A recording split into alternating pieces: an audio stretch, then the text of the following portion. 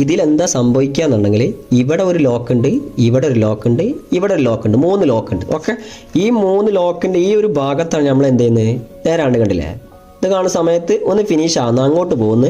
ഇതിന് ശേഷം തള്ളി പിടിച്ചതിന് ശേഷമാണ് നമ്മൾ എന്ത് ചെയ്യുന്നത്, ഈ ട്യൂസറോ അല്ലെങ്കിൽ ഓപ്പണറോ ജസ്റ്റ് വെച്ചിട്ട് ഇങ്ങനെ ഒന്ന് ഷേക്ക് ചെയ്ത് കൊടുക്കുന്നു. ഓക്കെ, അപ്പോൾ സിമ്പിളായിട്ട് നമ്മളെ കയ്യിലേക്ക് ഈ RTC ബാറ്ററി നമുക്ക് റിമൂവ് ചെയ്യാൻ പറ്റും. ഇൻസെർട്ട് ചെയ്യുന്നത് സിമ്പിളായിട്ട് ഇൻസെർട്ട് ചെയ്യുന്നത് ജസ്റ്റ് പ്രസ് ചെയ്ത് കൊടുത്താൽ മതി.